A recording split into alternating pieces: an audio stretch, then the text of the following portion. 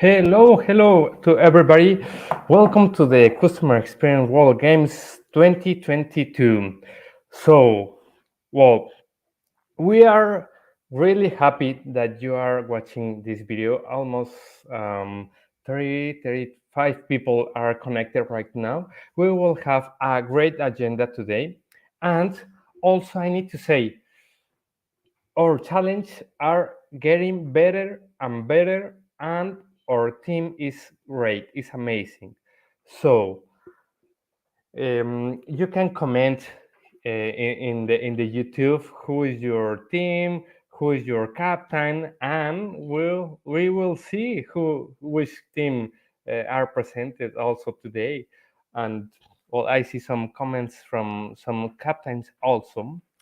Let me show you um, an amazing piece that, well, after we will see also the challenge number one at the final of these transmissions. But let me present to you and introduce to you to the Customer Experience World Games founder, Christopher Brooks. After that, we will see who are the captains these years, and then we are going to have some words from our judge and also one of our mentors that are going to be with the teams, with the captains, helping them to through this month that we are going to have this great event. So here is coming the Hey, Rodrigo. great Christopher Brooks. Hello, Chris. Nice to Hello, see Rodrigo. you. You look Yeah, really great to good. be here. It's because I'm on holiday today. That's why. It's great to be here. It's wonderful. It's great to think that we're kind of in year 3 now. This is actually our 6th games because we've done different versions of it.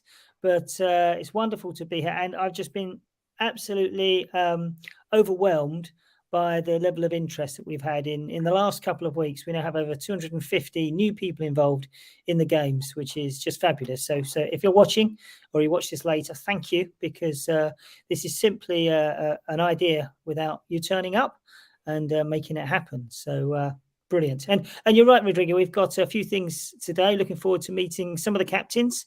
I think we've got a judge or two who will help the teams understand what they're expecting. And in a change to our previous format, we're going to actually introduce the challengers live. So previously, we've sent out a paper with the challenge in it, and the captains and the players have worked together. But this year, we're going to do it differently. And this was based on some feedback. We're always about continuous improvement here. And what we've actually got is the two challengers who are going to come to screen, present the challenge, and take some questions and answers to help the teams initially think about what they can do in terms of their solutions. So yeah, very, very, very excited. And thank you, Rodrigo, and Eileen Rosso as well. We are giving our time out like everyone is. And obviously, you do it to an incredible ability in the background, making it look a lot more No. professional than it deserves, to be honest.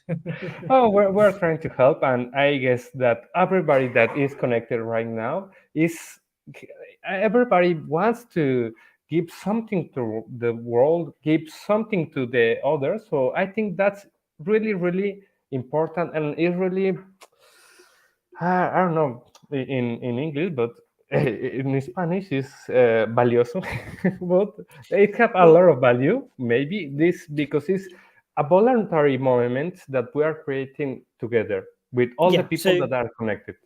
exactly. And kind of that's how it started back in 2020 during lockdown. I was talking to a couple of consultants, and they looked slightly lost, to be honest. And we just had this funny notion of creating CX scenarios and just giving them out to a couple of people to try and solve them. And then it dawned on me, I think it was talking to Heidi Stone, in fairness, that we shouldn't do this just for fun. Let's see if we can do this for real. And then very quickly, it spread, and some incredible people like from the start, some Adrian Swinsko and James Dodkins got on board and said, yeah, let's do this. We created a few teams, and then people came. I said, let's all do this. And before we knew it, we were helping initially small businesses, and then we realized actually this focus on just helping charities and causes. And it kind of comes back to a fundamental belief that I have, which is it's incredible what you can achieve with customer experience. It can actually improve societal outcomes, make things better, especially if you take the commercial imperative out of the equation. And that's the thing about the games. Everyone who turns up volunteers their time. They just bring their talent. And what do you get in return? Well, hopefully what you get is at the very minimum to make a difference. But as you start to play and engage with other members and other teams, you'll start to find other benefits coming through. And what they will be, I don't know. But the games has this incredible way of giving back to people.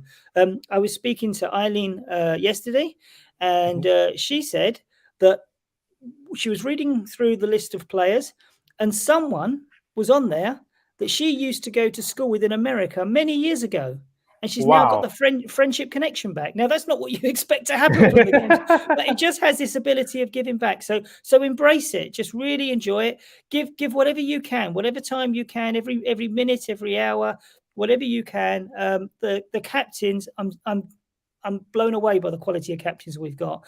Not only are kind of they excelling customer experience, but they're true leaders. They'll know how to bring the teams together, and they've already appointed vice captains as well. So we've got a good shape for each team. So I'm really confident that what we're going to do is have a lot of fun. We're going to learn. We're going to engage with new people. There's over 50 countries represented this year at the games. Wow.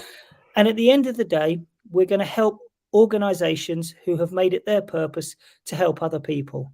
So that feels like, worthy of having some fun around, and really looking forward to the games. Regarding to the captains, I propose to you, Christopher, that let's take a look. Who are the captains this year? Are you agree? Good news.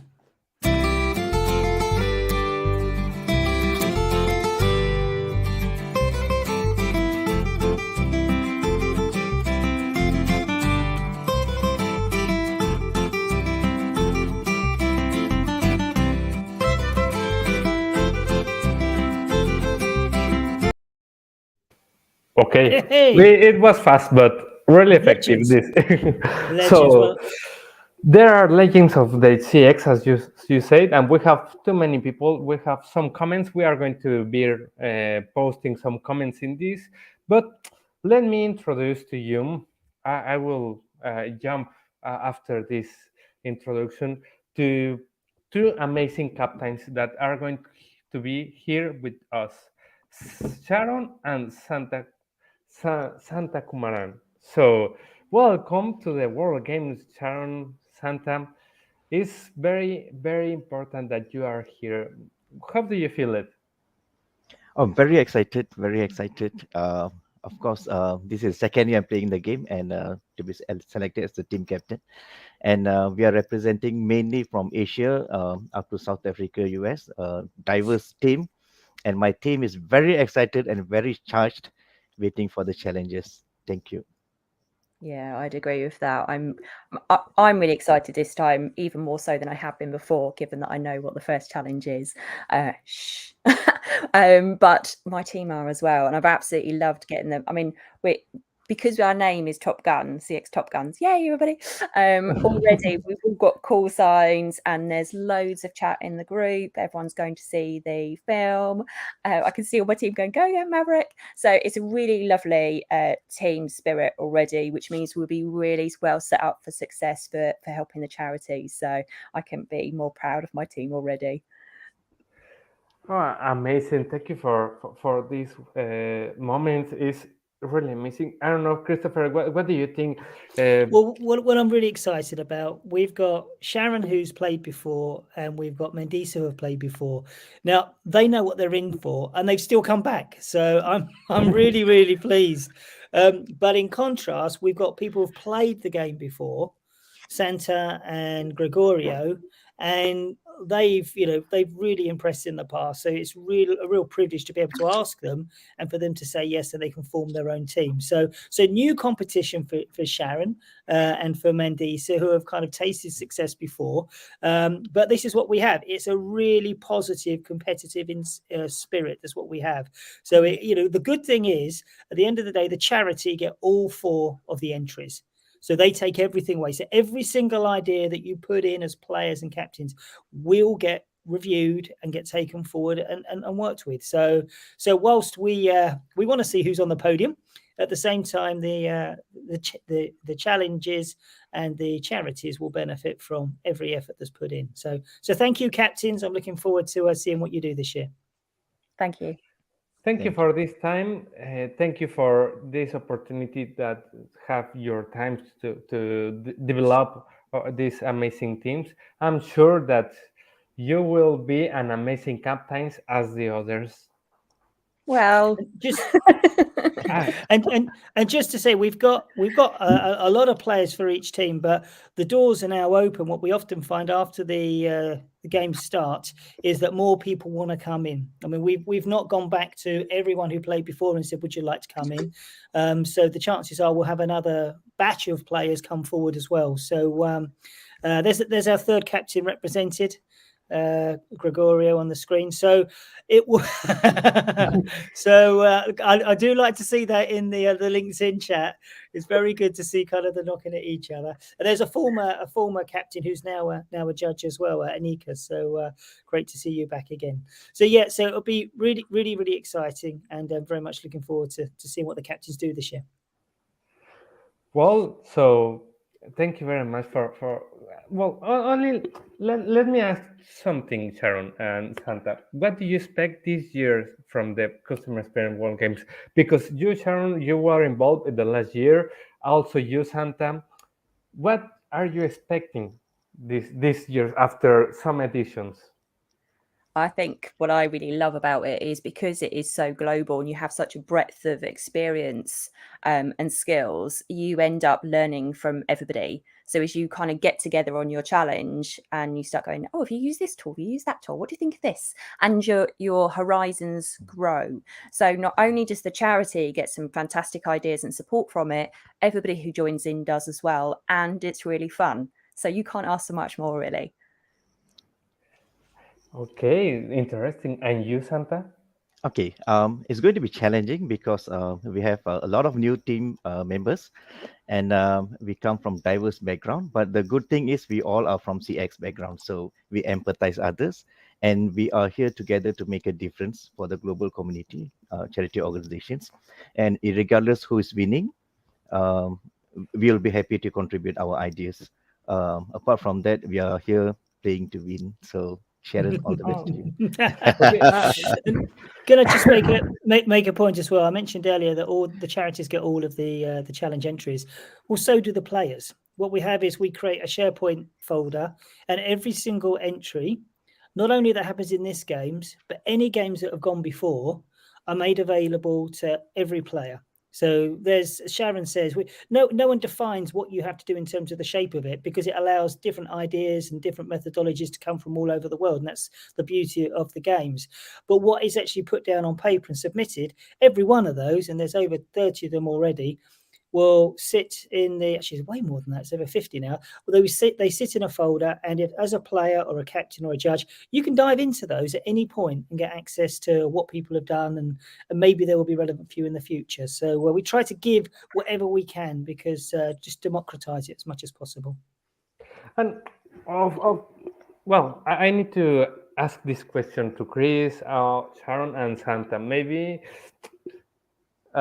it's not in order directly for the challenge, but I remember that some of our challenge the last year were the time zone. So, for example, I guess it's really night for you, Santa. I'm not sure if 12 midnight or something like that, and for us is 6 p.m. and in Mexico, for example, is 11 a.m. I guess. What? Well, it's a challenge, but I think we can manage that, no? Or what do you think?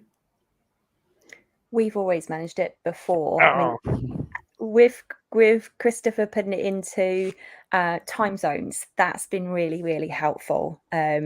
But I think having a WhatsApp group just makes it so much easier, because night and day your team can be adding bits, always contributing. You don't have to wait for setting up a Zoom call to contribute and to build a team spirit. So yeah, I think you just make it work, and for us it has worked quite well. But time zones was an excellent idea.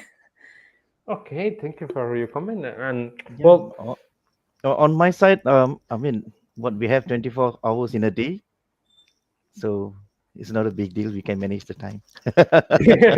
You don't run away from the 24 hours. Somehow it's a global project, so somebody have to burn the midnight oil. So we all are here.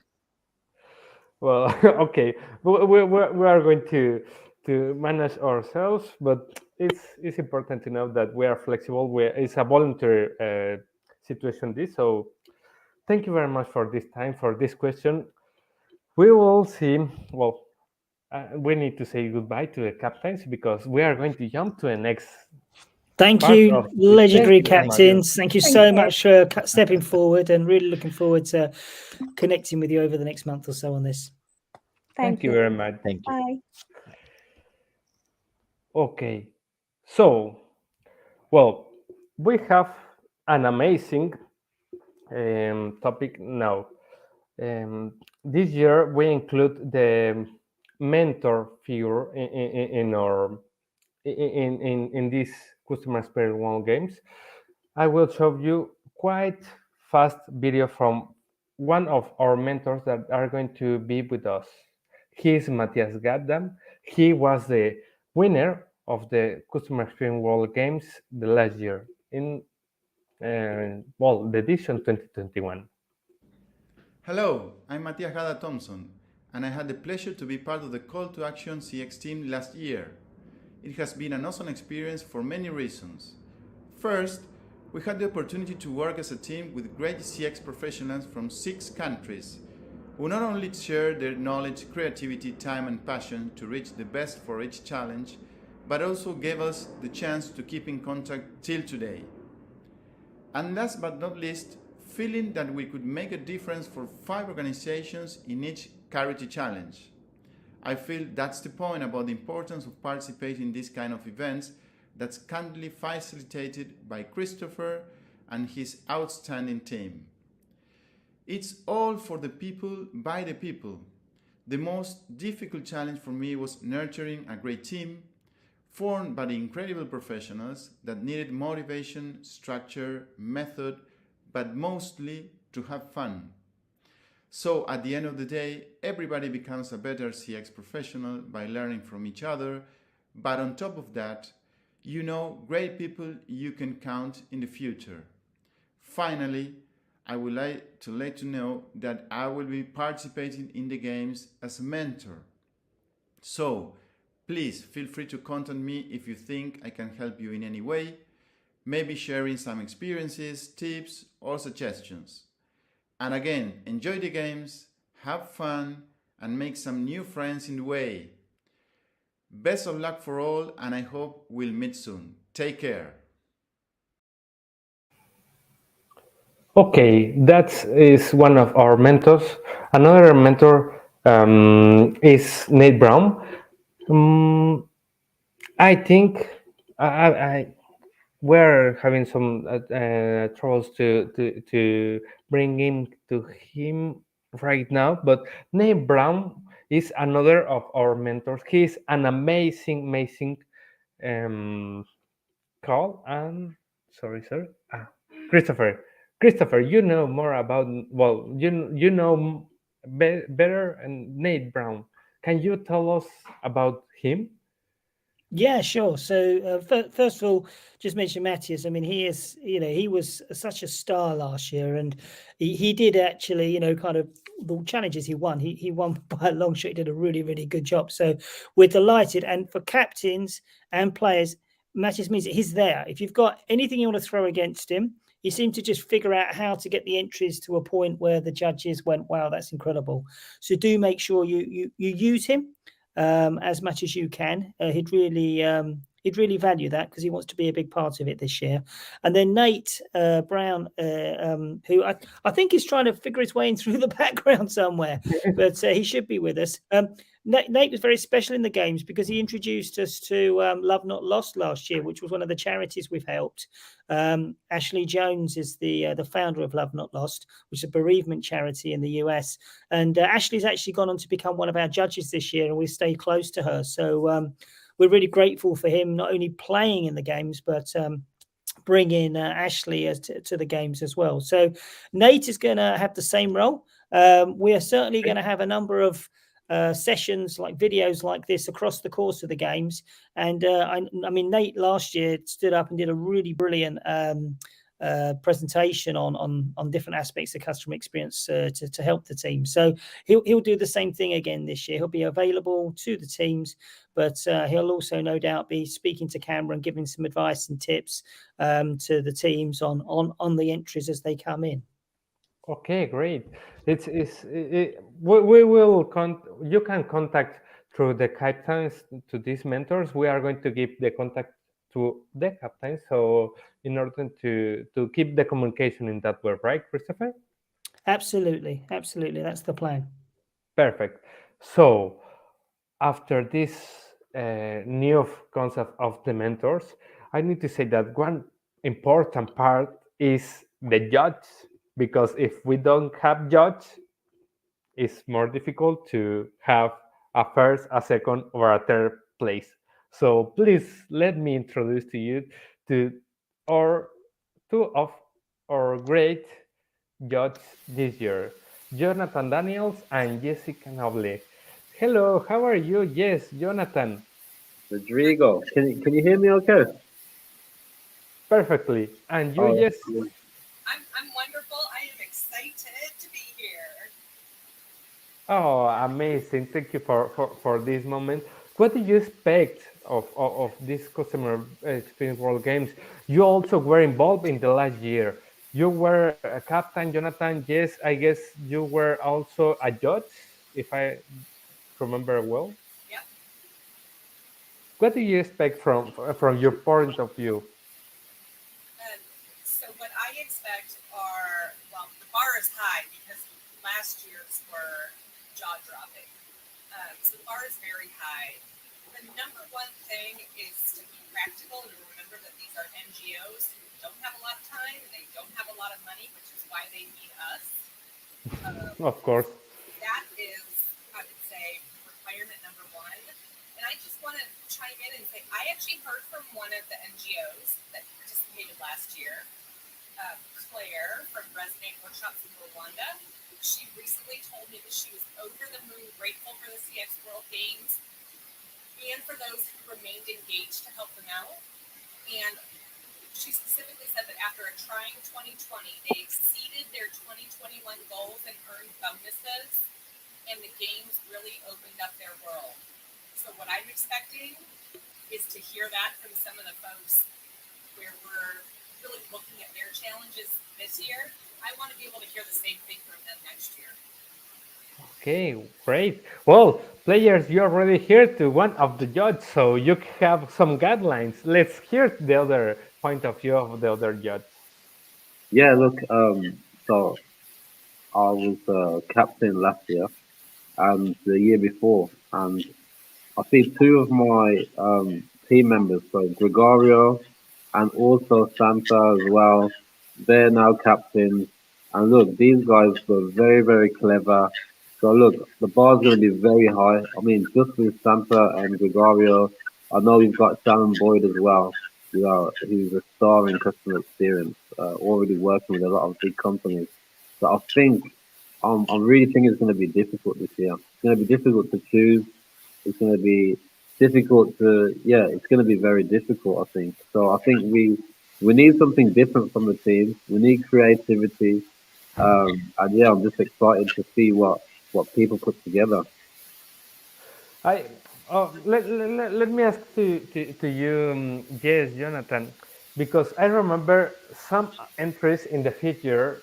Well, we were learning in this way of creating the custom experience world games. I remember that there was a entry of 16 page or something like that, or 30 page. So it was quite crazy. What do you expect in that sense? Yeah, okay, fine, Rodrigo. So what he's trying to say is, when last year, yeah, we did submit like a 16-page document. You know, as you know, like our team, we were passionate about these games. We were serious. You know, we're talking about people like Gregorio. We're talking about Santa as well. They were in my team. You know, serious guys. And yeah, we got penalized for that. Some of the judges were like, I can't review this in one day, etc. So guys, yeah. if you're putting entries together, you've got to try and just summarize it. Is it 1 or 2 pages, Rodrigo? It's got to be as short as possible, I guess, so that the judges can review everyone's work. Okay, so also another guideline, dear player. So you have some information to. It's important that you know because yes, we were learning in that time. So we hope that we don't have this again.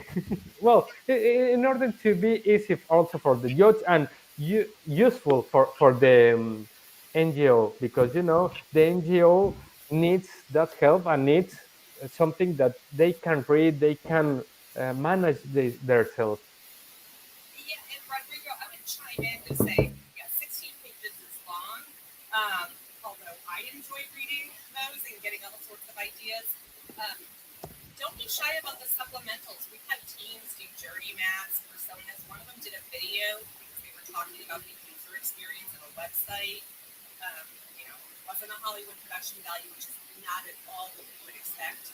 But those supplementals can be really helpful. Okay, okay. And Christopher, you are a founder, but you Mhm. also are closer to a judge. Yeah. What Well, what you can tell us? thank you first of all, Jonathan and Jess. Both of you have been involved in the games beforehand, and it's delightful to have you here, Jess, back in a familiar role, and Jonathan stepping into the judges' shoes. So you'll suffer the pain they went through with your wonderfully long submissions. But hey, some of those were winners, so you can't complain, really, can you? But I just wanted to thank we've got 11 judges this year. We've got. Professor Dr. Phil Klaus, who's the head of customer experience at the International University of Monaco, the world's most prominent customer experience academic on luxury. He's the head judge again this year, so he keeps us true, which is really good. But we've got some other regular names in there. We've got people like Adrian Swinsko, our first ever captain winner. We've got Heidi Stone, who's been a judge before. Anika, who has been a captain before as well. And we've got a couple of new faces. We've got Benson, who's been a player before. He's come on board. He showed me a whole list of all of his judging criteria because he wanted to demonstrate he had the credentials. And of course, he's got the credentials, so he's on board. And there are a couple of new faces. Michael Brandt is someone we've been working with a lot and is very heavily involved in the European Customer Experience Organization. And Jeannie Waters as well, who's one of my go-to regulars for CX mentoring. So I'm really, really pleased. We've got this wonderful list. And Ashley Jones, I mentioned, who leads the charity Love Not Lost and has continued to be involved with the game. So some heavyweight judging there, and I'm sure everyone's going to kind of really put their the challenges entries to the sword, and I get the pleasure of looking at them without judging. And I tell you what, I mean, last year was really hard in terms of splitting the difference on some of them because the diverse range of skills and geographies we have bring into this means you don't get 4 flavors of the same thing, even though we try to make the brief quite tight. So you have a small landing space and you can just see the best of that landing space. But actually what we realize, even though we think it's tight, it's still a couple of fields wide.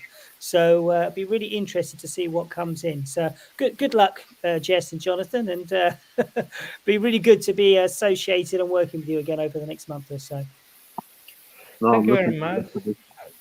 really looking forward to this. And Christopher, thanks. I saw Emma in the chat. She was like one of the lionesses in our group who came up with so much and she pushed people. So there's a lot of passionate people like that you've got together with this. And also it's fantastic. It's for a good cause. It's not like for Apple to sell more iPhones or for McDonald's to sell more Big Macs. This is about how we can improve people's lives. So you're doing something amazing here. So I just look forward to seeing the entries and just getting through them. So yeah, try and keep them to 1 or 2 pages, guys. Nothing more than that. Now he says that. Brilliant. Thank you very much. Well, we are going to say goodbye for now to the judge because we will keep in contact with them. And thank you very much. Yes, Jonathan, have a great weekend. Thank you. Cheers, Rodrigo. Thank you both. Thank you all judges. Okay, so let me present to you quickly to the other mentor. And after the mentor, we will present the challenge finally. the challenge, and here we will have the challenger answering your Q&A. Or yes, I guess we go on that way. Hey, it's me. Hey, Christopher Welcome, Rodrigo. Nick. Hello. Hello, Nate. Welcome. So I don't know if you've been watching us on YouTube, but we did the drum roll, built you up, and then we brought you in afterwards. But Nate, we're delighted. We created this new role this year, which you've taken on, and Matthias as well, last year's winner, has taken on, which is the mentor. So thank you so much for doing that. I appreciate putting yourself in that space and being available for people. What can people expect from you as the mentor, Nate? Yeah, well, first of all, my apologies. Completely my fault in my 7 Gmail accounts. You all rock. Thank you for letting me jump in. I love these world games. This is our third one, I think, Christopher, that I've gotten to be involved in. What an amazing thing. And one of my favorite parts about it is inspiring the creativity in this and the curiosity as well. I mean, if we think about the intrinsic motivators inside of CX work, a lot of times we forget that we're getting to do something really unique and special inside of this. And a lot of times we're just checking boxes and doing tasks. But I'm really, if we can inspire a little bit of curiosity in the work with the people that we're serving, it's like, hey, what if we did this with our customers, and let's A/B test this, and let's see what happens if we experiment here, and get people curious and like really invested, and like, yeah, I want to know what happens. I want to see what happens is if we try that out. And so the experimentation mentality, the innovation mentality that we have in these games, it's so applicable to our day jobs, to the work that we get to do. So, I mean, my big thing as a mentor in these games, I want to inspire. I want to generate creativity. I want to generate curiosity. So I would love to be a resource in that way. Let's sprinkle in a little bit of magic, a little bit of gold dust if Gavin Scott is out there, for us to be able to really have these experiences jump off the page. No, I think it's a really good point to make around the experimenting, because this is a very safe space. And I know before we've had people say, oh, I work in voice of the customer and I never get to actually do the ideation. And others have said, I work in finance. So to actually do social experience improvements is brilliant. So it's a really good thing to call out there, experiment, be curious, learn from other people as well. So, you'll get the opportunity to learn. So that active listening, hear other people's perspectives on stuff is really, really important. So we've got 4 teams, 4 captains. Nate, they can kind of come to you if they've got a blocker, or if they've got an idea, they want to think about how to work something. You're up for that? Yeah, I'm more than up from that. I would love to just be here, and even if you think you got it locked in, let me just peek at it, and maybe I can think of another angle, another perspective. I mean, that's another great thing about CX work, is how inclusive we get to be in terms of applying all these different perspectives and viewpoints into the experiences that we design. So we'll definitely be here for you. Hey, Anika, yes, thank you for the call out there. That was a wonderful award series. And definitely excited to be a part of these games again. So cheers, Chris. Thank you so much for letting me be a part.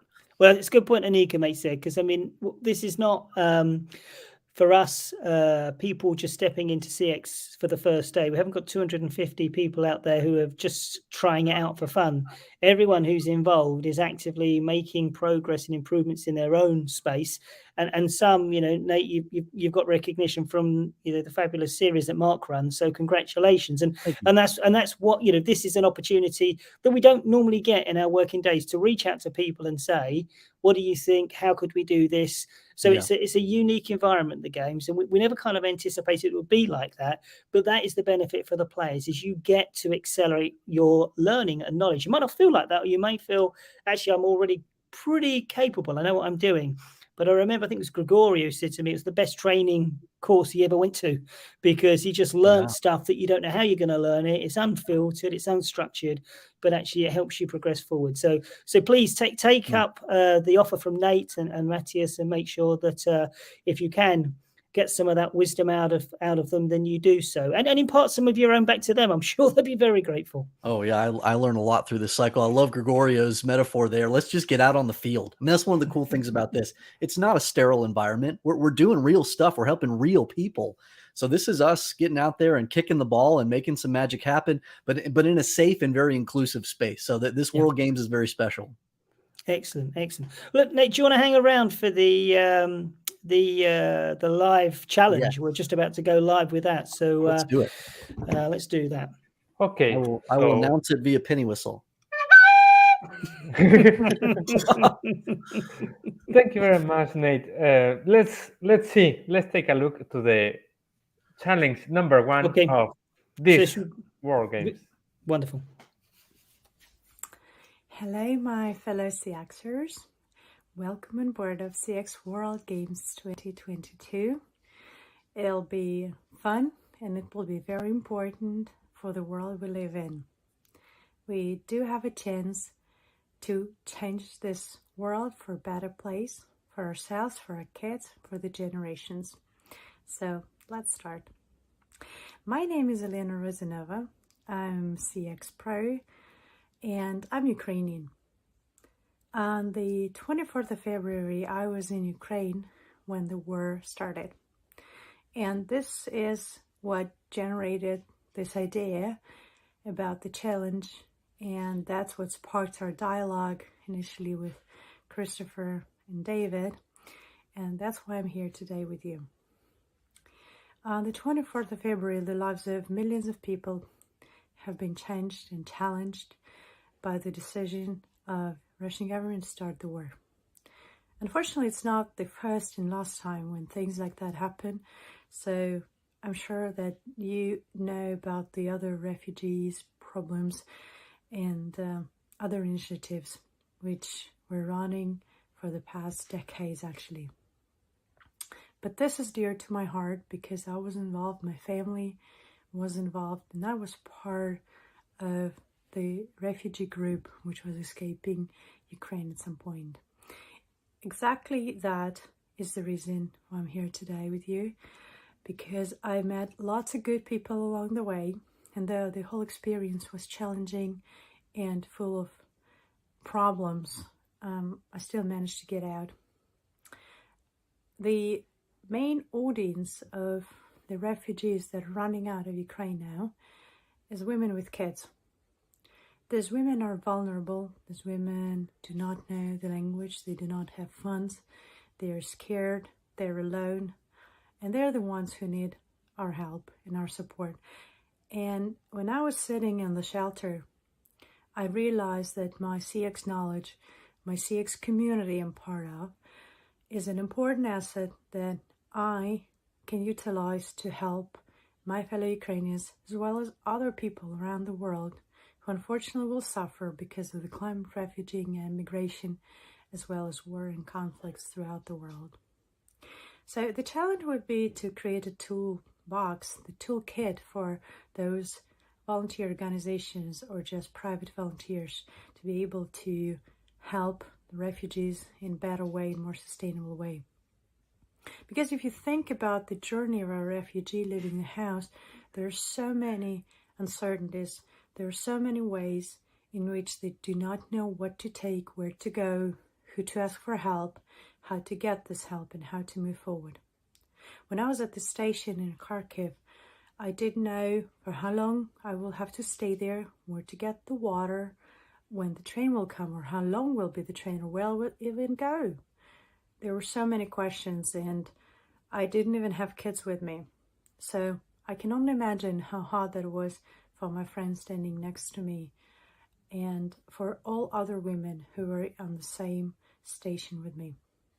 When we got to Lviv, it was a bit easier because there were volunteers who helped and there was water and food, but still the information was lacking. We stand in the station for about 5 hours before the train arrived, though according to the schedule, it had to come 3 hours earlier. So again, no information, no understanding. You're in the line. It's a huge line. It's full of people. It's cold. You don't know where the toilet is, or even if you find it, it's quite far away, and you don't know how long it will take. So just imagine how is it when you have your stuff, all your belongings in your one bag, your kid, or maybe two, and you don't know even where you are going. Because the trains the trains going to Poland are just going to Poland. No one is telling you where the train is going exactly, which city, which makes it quite hard for those people who are ready to meet you to actually meet you. The problem with refugees is not only that they will, lose their houses, they're out of work, they will have to sleep in the camps or in someone else's houses. The problem that follows every crisis is human trafficking, sex trafficking, abuse. All of that is part of the whole crisis we're in right now. And in order to be able to actually stop all that, we can gather right now as we are and create tools for those who are ready to help, for volunteers, for organizations, to better understand the journey that refugees are going through, those vital moments of truth where they do need help, do need support, and where the trust has to be built for them to move forward. These people do want to get back home. They want to see their loved ones.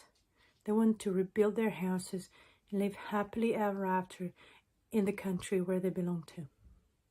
So let's help these people to feel better in the countries that welcome them, to feel stronger throughout the way they have to go, as well as be confident that when they're ready, when they are going to come back to their houses, they're strong. They're supported with this power of the whole community of the world, and there will be no one left behind, because we can do that. We have tools, we have knowledge, we have ourselves, we have each other. Thank you once again for taking part in CX World Games. I'm really pleased to welcome you here, and good luck. Look forward to meet all of you in the near future when you will supply the entries, and I'm so excited. Thank you.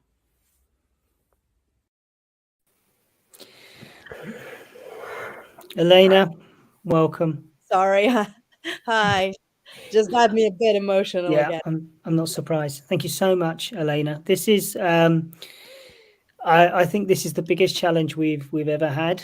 I'm so grateful for you being able to step away from the personal experience you went with, put your professional persona on, and think about other people. It's an incredible demonstration of compassion, and one that still gets me every time I kind of think about it. When we had our first conversation pre this, just talking about the loneliness of being a CX leader in the organization you were in, and we couldn't have it because this happened. And then when we had our second conversation, the first thing you said is, I want to help other people despite the situation you found yourself in. It's an incredibly compassionate offer. And I think the work that you and David Wows have done on this so far, in the brief that we've got, the challenge is really, really strong. So I've seen some notes going around about different things. We're going to provide some support material here on kind of access to content where it shows you what it's like to be a refugee mother. And we've got a very specific group of people we want to help, which is actually, I think we're defining them as spontaneous volunteers.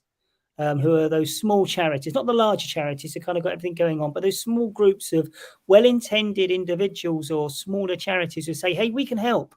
And is making sure that their efforts are maximized. So thank you, Elena. Welcome back to the games. It's great to have you with us. It is obviously a real shame that we have you as the challenge, but we're grateful that, as I say, that you can step aside from the personal trauma and present this challenge that the teams and the players will now be trying to understand and take in and start to think about how they can help. So there you go. Give a couple of minutes to compose yourself. Anything, and please don't feel uncomfortable with that. It's a situation that I guess most of us will be very fortunate to say that we've never come across, and perhaps we never will do. So you've been there, and now your hope is that we can help others who are in the same situation. So anything you want to add to your incredible video, Elena? Sorry, again, lost my voice a little bit. Well, thank you very much, Chris, the whole team, Eileen, for putting the challenge together after our discussions with David. After I've escaped and I've managed to get to Riga, where I am now, I got a lot of support, and one of the great was first talking to you about this idea of joining the CX World Games and use the whole power of CX community to actually help the refugees, as well as the introduction of Olga Potapteva, of David, and our meeting, incredible meeting in Riga in person. Who could have thought of that in real life now? And we're here now, and I really look forward to everybody just to even think about what's going on in the world and how strong actually we all are in customer experience community to change the world. So thank you for Awesome. this opportunity. Brilliant. No, you're very welcome, and I know that every team and every player will give their all on this one. David, welcome. Obviously, David, you've been a judge before. You've been a player, so you're well known to us at the games. And why does it not surprise me that you've put your hand up to help Elena? And you say Olga's involved in this, Olga as well. It's wonderful. So, David, some words from yourself on this challenge, if you wouldn't mind. Thank you, Christopher. Well, as you know, you've had some amazing challenges since the game started, but this one for me is very personal, both in meeting Elena, but also, as you know, my background is in the emergency services. And that's where I first started to really understand the human side of a crisis and disaster, where I trained to be a fire officer. I knew the science and the procedural part, but it's only when I spoke to people and heard their story and their words that you really understood what it meant to their lives at that time and the disruption it causes and the choices they make. So I was absolutely delighted when the opportunity for this challenge came up. It can make such a difference. And I think I continue to work in the crisis and disaster space as an advisor, as well as my customer experience work. I think there's so much each sector can learn from each other. And the more we can flow those between our various professions, the better. And certainly for me, the agencies do an amazing job helping people. But when we introduce different perspectives, and we've heard this, the story about Elena's experience and those really personal terms, I think we should aim for higher. We have resources available, and part of the challenge is understanding what the ordinary citizen is able to do. And for me, that's a really untapped resource. When we get disasters on the scale we're seeing now, they will always overwhelm the standard services. We have to use everything we have available, private citizens, private companies, anyone that's willing to help. And I think that's the challenge, to show the value that we can add, and it supplements the great work that's already been done that helps people have better experiences and much better outcomes. So I'm absolutely over the moon to see this challenge come to place. So, and it's just before we get onto the questions, I know there's lots of them, so we'll get onto them. Just to reiterate that, David, we have the emergency services, we have the large, structured, well-organised charities, but the two of them can't do it alone. The support of small groups is really helpful, but actually what we want to do is equip the small groups to be more effective in the work that they do, the volunteer work that they do. I think you're absolutely right, Christina. And one of the things that's really noticed is that's already happening. It's just invisible in many respects. Ordinary citizens always play a large part, whether it's a small event or a large event. It's an untold story. And so I think as we do more of this, it's becoming visible. Technology, the connectedness of the world in different ways is starting to show just how much takes place in the communities. And that's the best place for it to happen. That's where the story starts, and it's where it'll end when all the other organizations have moved away. So the sooner we make that one narrative, the sooner we involve everyone in that right the way through, the better the outcome. And I think we did a piece of work for burn survivors, and the very quick recognition we had was the survivor is the only person that sees end to end. They're there at the time the event happens, through the pre-hospital bit, through hospital, and in the rehabilitation. No other agency saw that, and certainly we in the emergency service wouldn't. We would talk to the next one, but not all the way through the agencies. We didn't have the time. So I think when we talk in the customer experience about silos, it's very important that we have a thread that holds it together. And in this case, it's survivor. The more we can empower them to make choices, to give them autonomy and control of their lives, the better. because they will be the only ones that go from end to end. Sure, fabulous. Very, very good point. Very good point. So we've got a series of questions. So we'll make sure these kind of get translated into a Q&A document and go out. But if I can fire them to you, David and Elena, if that's okay. I've got one here. Oh, well done. Excellent. Well done. Monica asks, what would be the preferred communication channels to get information from? So as a refugee, what's the first channel you try to reach to get information from? It's internet. So there was a question by Fatuma, what's the situation with data, internet, and everything? So unless the internet, like the structure is okay, normally people would have either Wi-Fi where they are in their houses, or the mobile internet. If they are below the ground, and that's where people normally hide, in the bunkers and the shelters, there might be the problems, but usually we went out and we used the internet or Wi-Fi, or someone was just share the internet through one phone. So that's how you get the information. In case there were problems, well, that Starlink did a great help for Ukraine, and created a network where it was broken by the bombings. So it'll be fair to assume the internet connection will be there, even if it isn't a traditional sense. That the part of the almost disaster recovery is to put internet into a zone. Yeah, and if we're talking about more like exact channels, well, people started using Telegram as the groups in Telegram. We will still have lots of that.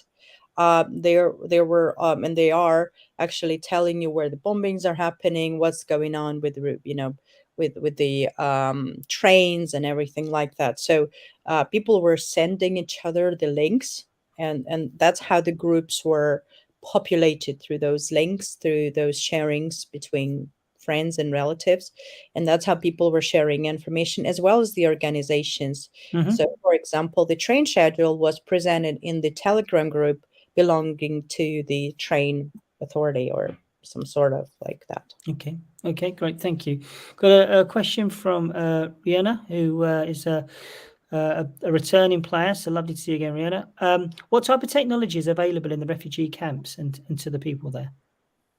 Okay, so if we're talking specifically about Ukraine, there are no, at the moment at least, there are no real refugee camps. So what the European countries managed to do is actually avoiding the whole idea of refugee camps, and lots of those spontaneous volunteers that David was talking about, those real people, actually welcomed Ukrainians in their homes.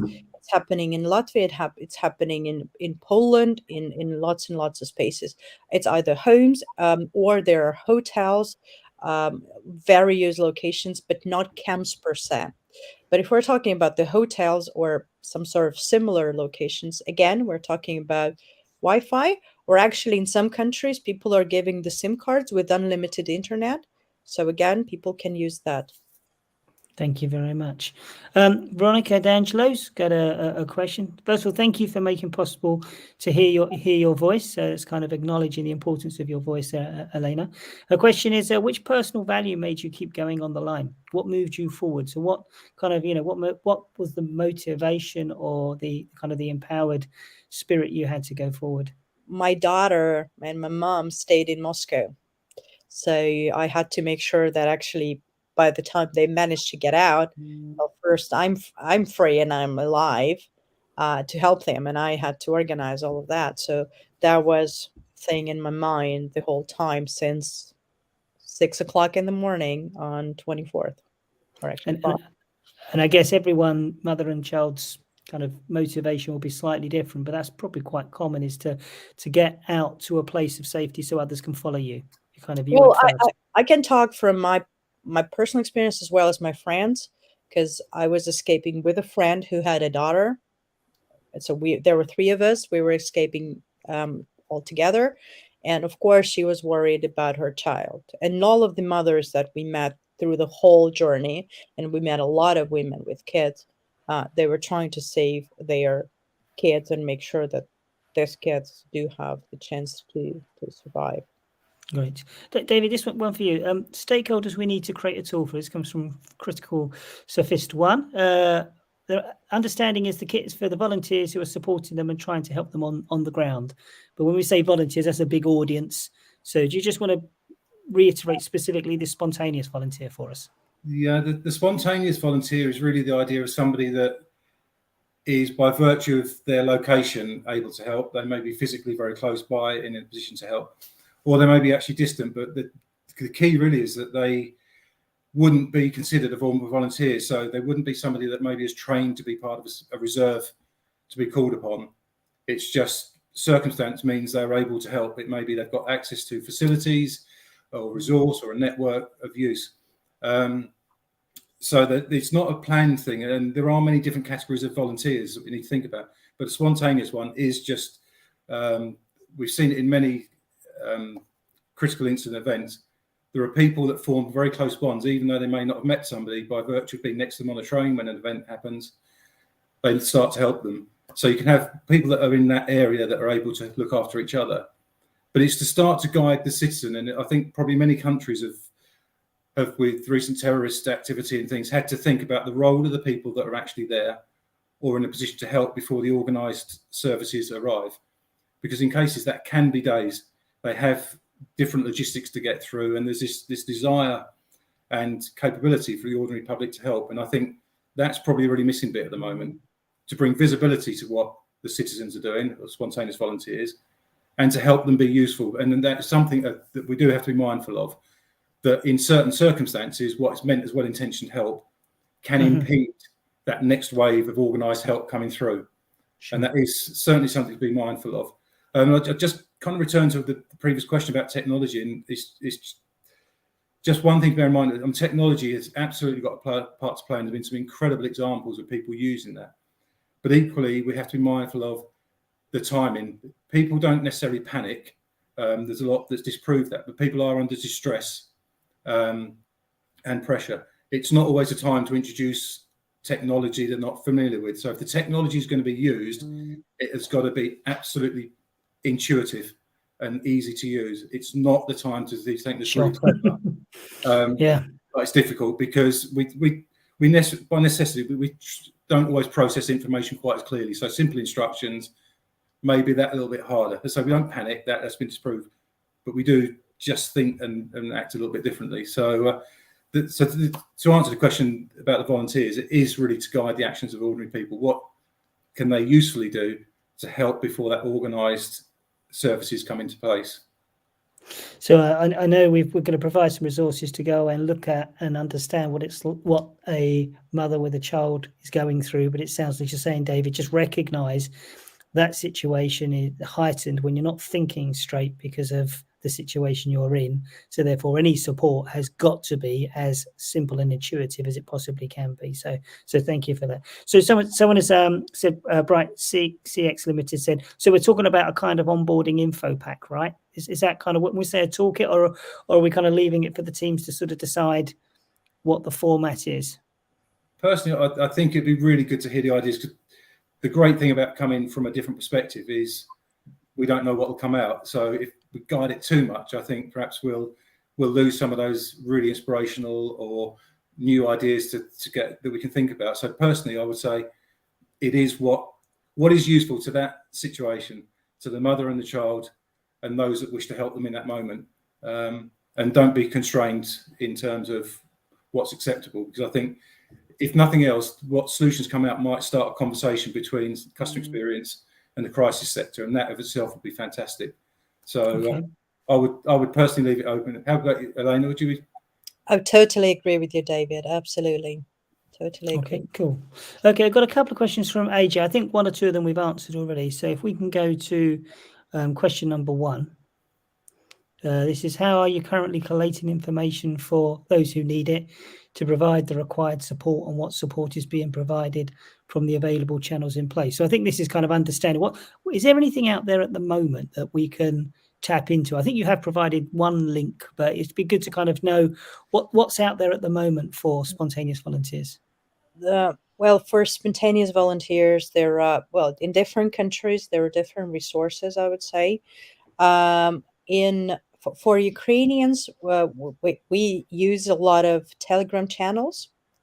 there are lots of smaller projects around the world. Like, for example, Ukrainian. One of the links in the challenge, I don't remember the exact name of the website. It's been created by one of my friends. He's based actually now in London. He's from Kharkiv, from my native city. But he gathered the team in London, and they've created this resource.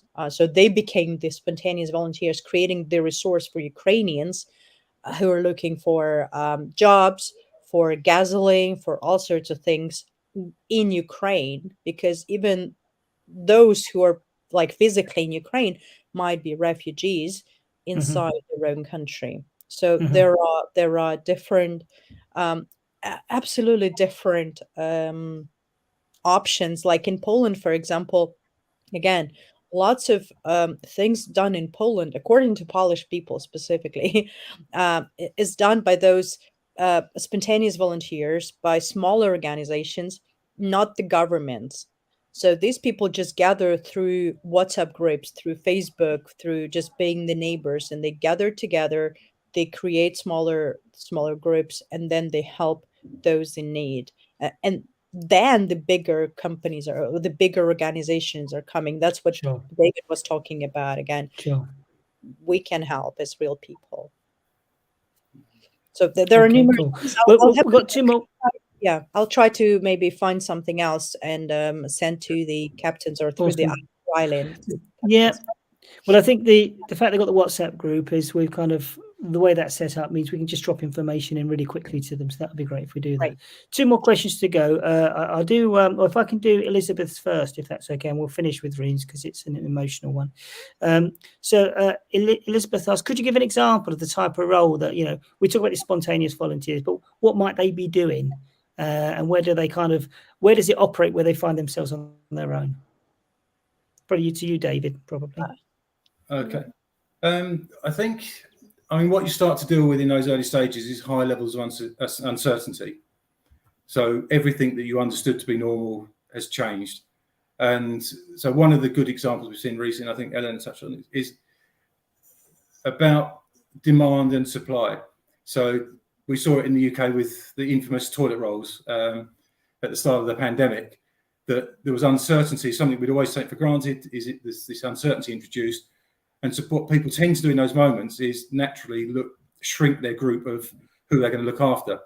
So it was not panic buying. It's actually a response to, I don't know when that will be back on the shelves. I don't know how long it's going to be unavailable. Therefore, I will provide stock.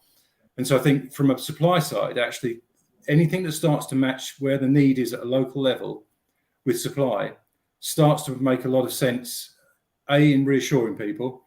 It stops over demand. And it can mean really targeted resources going where they need, and it keeps sort of just-in-time supply lines working reasonably well. But I think one of the bits for me that a lot of the big organisations don't recognise so much is the role of the emotions in how important it is for people to come through emergencies. You need to have hope, and there's a great saying by the professor in Australia that the pain of the outcome has to be worth the pain of survival. And there are many times when you go through that experience, you will see things that you would never expect to see. It's put on you. It's not necessarily something you're expecting. And I think whilst we would tend to think about the physical things that people will need, the ability to keep somebody going with hope and support is something that I see as a really untapped area.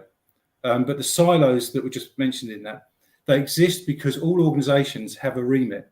And we do that to the survivor, and we'll do our bit and move away. So again, if I go back to that burn survivor quickly, in the fire service, we would bring them out the building, give them to the ambulance service. We might talk to the ambulance service a little bit about what that looks like, but we certainly never used to speak to hospitals or the burn team or the rehab teams. So we never knew what the end of the story was meant to look like. And as a basic, we found that we were happy to say, you're lucky to be alive. You've brought you out the building. The burns teams, the work they were doing is incredible. They wanted to get people back to pre-event condition, mentally, aesthetically, and physically. So we had a different aspiration. So the silos come about because we all have our remit. We all do it well, but we all do it to the person and then to an extent pass them on. And I think we'll see the same that in emergencies, because they can last a very long time when the cameras move away, when the press interest is gone, the story will continue. But what we do in those very early stages around the emotional and physical support really has the long impact into the rehabilitation. So I hope in some ways it gives an example of the silos. Yeah, no, that's great. That's great. Thank you. Okay, we'll finish. We've got one more question. If I can bring this to you, Elena, if that's okay. Yeah. How do you keep the children calm and less stressed about the situation through that kind of unbearable anxiety? Oh God. How do you do that? They actually get it. I mean, that's probably the awful thing when 3-year-olds get it. When they sit calmly because they understand that the stress is so high that they get it, that they shouldn't move or they shouldn't cry. And though, like at the Lviv station, there were lots of people and there were lots of kids, I don't remember hearing that much of a cry, though it was like from 3 in the morning until 8 in the morning. So that was the time when they were supposed to be sleeping, and they were either standing or sitting on the bags.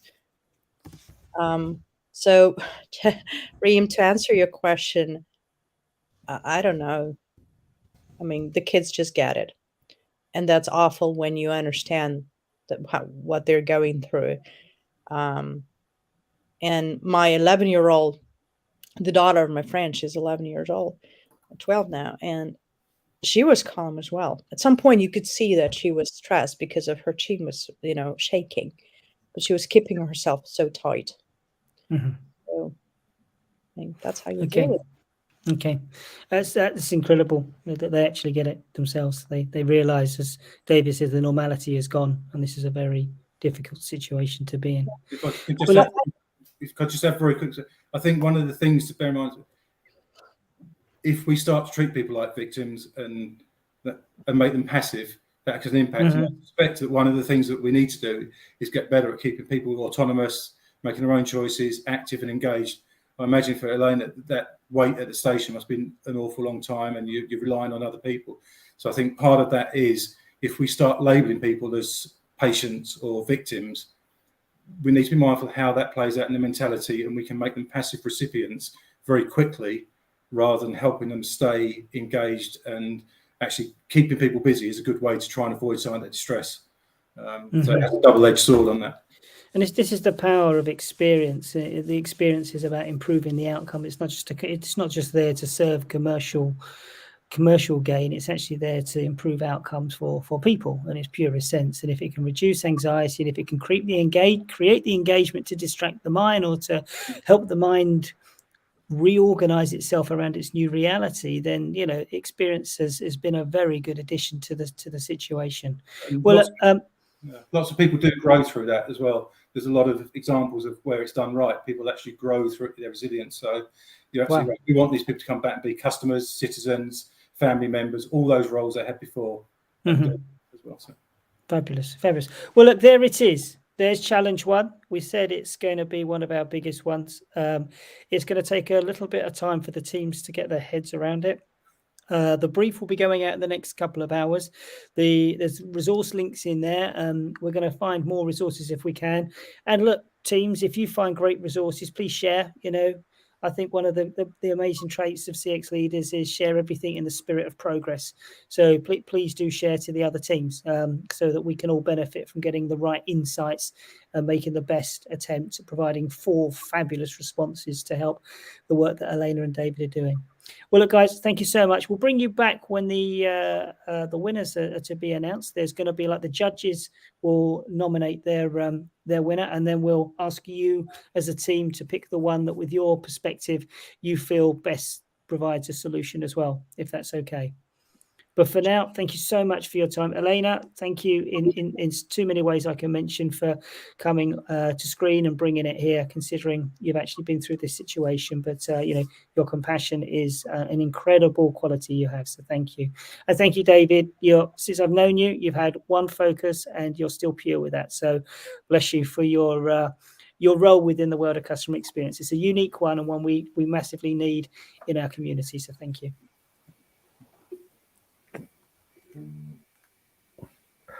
So I guess we are almost. We're wrapping finished. up. We've run over, so we probably need to wrap up, don't we? Yes, yes. We need Okay. to finish this. So just to let everyone know, the brief will be coming out in the next couple of hours. It will be sent to the captains, and then we'll be sending it out the following day to all the players via the newsletter. So look out for it.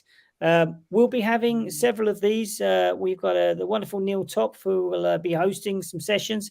As players, captains, or judges, if you want to come onto the screen and say a few words about how you're finding the games, then let us know.